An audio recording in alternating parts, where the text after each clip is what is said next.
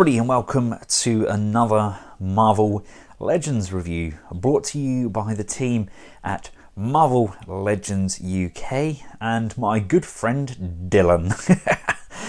Dylan actually sent all of these over to me. He managed to grab them from the Forbidden Planet store near him, and I'm going to send them back to him once we've reviewed them. This is, of course, the new Marvel Legends Spider-Man Build-A-Figure Scarlet Spider.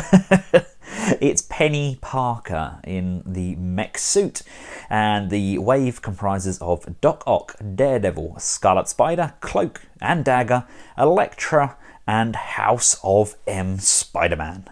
Starting off the wave, we'll take a look at Doc Ock, one of my favourite figures from the line. Take a quick look at the box. We've got a very brief bio there on Dr.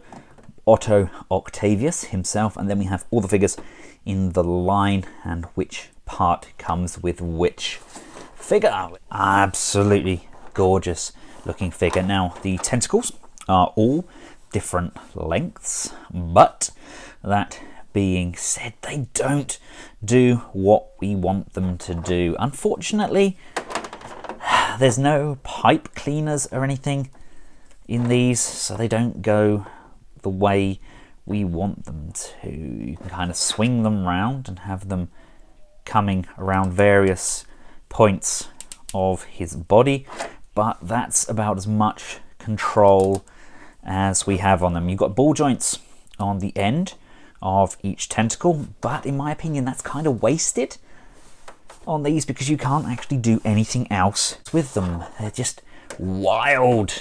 There is actually a very good tutorial, which I'll include a link to just below here, where it teaches you to build a belt for your Doc Ock and have some articulated tentacles going all the way up and over. I mean, these look the part. They are really nicely painted. You've got the really bold bright blue in the center of each tentacle. And Doc Ock himself, they've gone straight back to his classic appearance. Really nice head sculpt on there, sporting a face only a mother could love. Unfortunately, due to the shape of cut in that hairline, articulation on the head is very limited. We have some downwards motion, but that is all the articulation we have on there. We can go left and right, and there's a little bit of tilting side to side. The glasses are removable. The paint applications on the eyes are pretty good. They do look straight on, but the glasses are nicely done. We have a clenched fist and a holding hand, ball jointed shoulders, upper bicep rotation. We do have a double jointed bend, but due to the bicep cut, that's about as far as we can get. We have an abdominal crunch there, nothing on the waist. Legs this far forward, this far back, upper thigh rotation, double jointed bend on the leg, got a nice range on there, upper boot cut there, and up and down, and some pivoting on that foot. You can move these around as you see fit, and obviously the upper torso moves. We can bring them down and around. So if you're going to have him on display, it does look very dynamic the way they all twist and turn, but personally I would have preferred to have fully articulated tentacles. Next up we have Kaine, the Scarlet Spider. Quick look at his bio. Here we have him out of his plastic prison. Very nice version of the figure. Love the spikes as well. Something that we've been missing from previous incarnations of the Scarlet Spider, and the head sculpt as well is really nice. Really does look like there's a face underneath there. Got the spider logo on the back. Paint is a little bit lackluster on the back there. You've actually got a few imperfections on the backs of those legs, but I do love these spiked hands. Now if you're not a fan of the spikes, you do get two clenched fists, again with those paint apps on the fingers. Would have liked maybe a web slinging hand, but if you've got the previous version of the mold, I suppose we can always switch those out. Big bonus is the fact we get the Kaine head as well. Really nice sculpt on there. Love how that looks. And we also get the first part of our spider mech. Again, really bold paint on here. Reminds me a little bit of the Doombot, if you remember that. It came with the fantastic 4 wave. There we go. It's going to be a nice looking builder figure. Here we have him alongside his previous incarnation. Is this version the Ben? Is that the Ben version? I think that's Ben under there, isn't it? I'm not entirely sure. I'm not completely clued up. I know that obviously the logo is different and the face sculpt is slightly different. Definitely the Scarlet Spider still, but I'm pretty sure that that's Ben as opposed to Kaine. Much nicer colour on Kaine. And let's just see what he looks like with that head switched over. That's a pretty natural looking fit on there. The head can look up that much, down that much. We can go left and right and tilt side to side. Got that nice butterfly joint on the arms, which is pretty much a necessity now for your Spider-Man figures. We have ball joints on those shoulders, upper bicep rotation, nice double jointed bend on the bicep, wrist rotation, wrist pivot, abdominal crunch forward and back this far, rotation there. Thighs can come out, up, back, upper thigh rotation, nice double jointed knee there, upper boot cut, up and down on the feet, and pivot side to side. Next up, we have the very lovely Elektra. Quick look at her bio, and here we have her out of the packaging.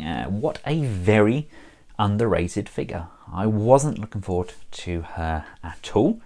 Had no interest in her, but having her in hand, she is a stunner. Yes, she's got a little bit of a shine to her, but what a gorgeous face sculpt. Love the way the hair droops down over the body as well. Speaking of body, that's a rather nice torso.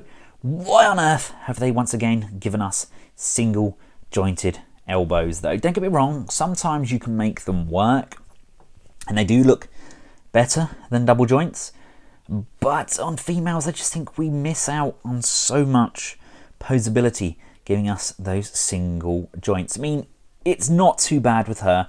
She's got her daggers. Forgive me for forgetting what they're called. I know they're the same as what Raphael uses in the Turtles as well, but I can't for the life of me remember what they're called. But I mean, for poses with those, I mean, it's not going to be too bad because she's not going to be doing any dynamic high flying. But I really wish they would sort out the joints on a majority of the females. We have the skirt section here, pretty much like what we've seen in the past, and we have her cheeks painted there with some flesh tone painted up around, giving us the illusion of some curves. I mean, it's not really hanging on so much, is it? These don't really stay very well in those hands. I mean, just look at that face though. Love how they've kind of underlined that bottom lip.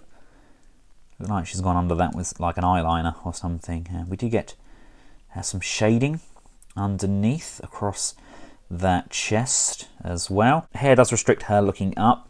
Looking down, we have a bit of flex on the hair, so it's not too bad. We have that abdominal rotation there. We have ball jointed shoulders. We have that rotation on elbow as opposed to an upper bicep rotation. We have that bend on the wrist and rotation. We have nothing on the waist. We have legs that come this far forwards, this far back, out to the side, upper thigh rotation. 1, 2 bends on that knee, and we have up and down, and we have that pivot side to side. Love the painted bands on the leg as well, although the stamps are pretty hideous, but she's a good looking female. The head sculpt especially, really happy with how that came out. If you're a fan of the Elektra comics or maybe the Daredevil comics, then I don't think you're going to be disappointed with this figure. I mean, she's definitely got more going for her than her Skrull counterpart. Don't get me wrong though, for a green chick with a big strong chin, she's not a bad looker. And Elektra comes with our first leg from the mech. We can bend that at that double jointed knee. Unfortunately, this does scream lizard a bit to me. I'm hoping that's not the case when we have it transformed up and the chicken legs are more of a hindrance. I don't think they're going to be, just due to the fact they've got rid of all that kind of trouser and kind of muscle definition and that on there. But love the different tones on that silver as well. It almost looks like this is a wrap around there to pad out the mech suit. Next up, we have Cloak, off of the Cloak and Dagger duo. Really been excited for this figure. We haven't had a decent Cloak figure ever. I know they've done the Marvel Select one a few years back, but that was quite lackluster. The Cloak and Dagger TV series has just aired as well. These have already been in the Ultimate Spider-Man series, kind of rekindling those characters. Take a quick look around the box. We get to see a quick bio on Tyrone. And here we have him out of his plastic prison. He comes with the spider head. Got these cables at the back there. Got those spider eyes. And these really kind of remind me of the Spider Slayers that they done run off in the comics. I know it's not. I know it's the Earth 600 and some things version of Spider-Man, but definitely has that kind of Spider Slayer vibe about it. Anyway, let's take a look at Cloak. That is a freaking awesome sculpt. Absolutely love what they've done with that face there, with those eyes as well, truly piercing. They've blacked out the entire body so that there is a body there, but the cloak itself is so rigid. It's actually translucent in places where you can actually see through it slightly. But if we remove the cloak itself, the hood is a separate entity, and we can take that off with the head. We can put the torso to one side, and then we can just push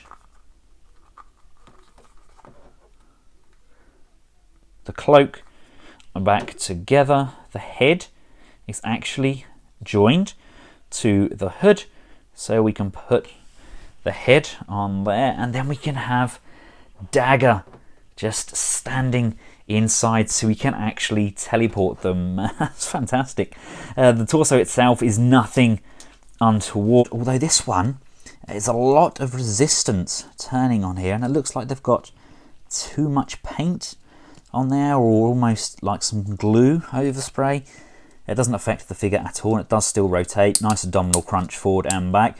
But of course, we're not going to be able to use majority of this articulation due to that cloak covering up all of this and hindering his movement somewhat. Incredibly stiff on those thighs there as well. We've got some nice boots. But yes, of course, the idea is that you can have Dagger being transported inside the cloak. Love how this looks. Love the buckle on that suit as well. And just look at that head sculpt. Really impressed by that. I don't think the images we saw at various toy fairs, etc., I don't think they really did Cloak's appearance justice. Next up, we have Cloak's partner in crime, Dagger. Quick look at her bio. And here we have her out of the packaging. First of all, let's take a look at our BAF torso. Nice amount of shine to that. Got a nice rotation up there as well. Really good use of that joint. And we've got some nice paint applications on that circuitry and wiring. Very strange looking torso. And Dagger herself, again, is a beautiful figure. Really nice head sculpt on there. Love what they've done with the hair, giving it a very unique look. Here is an imperfection on there. Looks like a problem with the mold. Love that kind of throwing motion that we've got on her light daggers as well. I don't imagine that they've used a new torso or anything on this. I'd imagine it's the same sort of one as we get with the shield agents. But all in all, you know, she is what she's meant to be. It's not just a matte white. It looks like we've got some tinges of blue over there. It's a light wash to bring out the muscle tone. We've got this flesh tone going down the torso and above the breasts. And you can just about see her belly button there as well. Although the flesh tone is somewhat different to that of her face. Downwards motion's nice, upwards motion slightly hindered. And other than that, it's pretty much what we got with Elektra. We've got these very dynamic posing hands designed to be throwing out those light daggers. It's a nice looking figure. And here we have her just disappearing inside Cloak's cloak. See, I love the fact you can do that. Next up, we have Daredevil. Unfortunately, I believe Daredevil is probably the shelf warmer of this line. We've had so many different repaints of this character. Personally, I like how this one looks. I don't have a Daredevil, so I will probably be getting this one because it's a good looking Daredevil. It's a good paint scheme. Quick look at Matt Murdock's bio. Right, here he is out of his plastic prison. Love the whip that he comes with. He also comes with the second arm for Spider-Mech. Again, exactly like the other side. Great paint applications, nice differences in colour. He comes with a set of clenched fists for clearing up some of the trash in Hell's Kitchen. Love that sculpt on the face there. The red eyes are absolutely piercing. I know a lot of people have already done this as kind of a repaint. He's got some nice boots going on there, and love this kind of black wash over the gauntlets as well. We have really jagged Daredevil on the front there. Back is nice and clean. Now we do get the option to remove the whip itself. The handles do come off, and we have storage for both of those on his legs as well, like so. So we can bring that round and we can just switch out the hands like so. There we go. That's better. As much as I like the whip, it's not designed to bend. It's in this fixed position, so there's no flex or anything in it, so it's kind of in this fixed position. So I do like the fact that we can kind of put it away to one side and pull off some more kind of action-packed poses. And the last figure in the wave, giving us the final leg of our Spider-Mech, is one of the figures I've been most excited about. It's the House of M Spider-Man. Here's a quick look at his bio. Before we take a closer look at Peter, let's just take a look at the second leg. These plasticky, elasticy tab things are darn awful, but yep, exactly the same. Looking forward to getting this big guy put together now. Now let's take a look at the House of M Spider-Man. Not a fan of these webs. Exactly the same as what we got with the likes of the Spider-Man in the Amazing Spider-Man 2 line. Let's just remove that. Love that House of M deco, though. We have had a House of M Spider-Man in the past, but it was darn awful. The colours were all wrong. The pattern wasn't exactly like it should be. This one does come with just the two hands. There's no interchangeable hands. One is a fist and one is the web firing hand, and they've used red pegs, which I imagine Dylan will probably paint up blue on the inside of the arms. It does look somewhat out of place. Nothing untoward on the articulation, nothing that we wouldn't expect, nothing that blows us away there. Slight paint blemish there on that butterfly joint. This is one of the figures that I've been most excited for, though. I've been on a bit of a House of M binge. It's a very surreal take on the Marvel universe. I just love the fact that everybody looked so different. What a difference the Scarlet Witch can make to a universe. I still don't have the Inhuman torch. If anybody could hook me up with that for a decent price, I would be very grateful. I think that's the only one missing from this lineup thus far, though. I don't think we've had any other House of M figures as of yet, so it's really nice to get a Spider-Man in with the House of M crowd. Right, so that is the complete wave. The next task is to build our BAF spider. Let's just attach the legs into those sockets, just slides in there nicely. The arms, again, just click into place on either side. Very strange posture on this figure, and then we can just pop that head on as well. What a gorgeous yet very odd looking mech. Reminds me very much of kind of Evangelion. Looks like Unit 2, doesn't it? Love the very impractical chicken leg pose this thing's got going on. You have to really make the feet work for you. It's just a matter of bending those legs around. But articulation wise, the head can look right the way up. We can look right the way down. It's on that pivot as well. Love that upper torso motion as well. Really great range of motion. However, the only ball socket we've got in there is a little bit of motion forwards and backwards. We can go all the way around, but I would have really have liked a much better shoulder joint in there. Maybe a cut above here and then an arm that can come all the way up. We're very limited. I know it's designed to be like a suit and she's kind of piloting it inside. Her dad piloted it before her, but I would have liked more range on those arms. Upper bicep rotation, a single jointed bend on that elbow, bringing it up to 90 degrees. We do have articulation on the wrist and a rotation.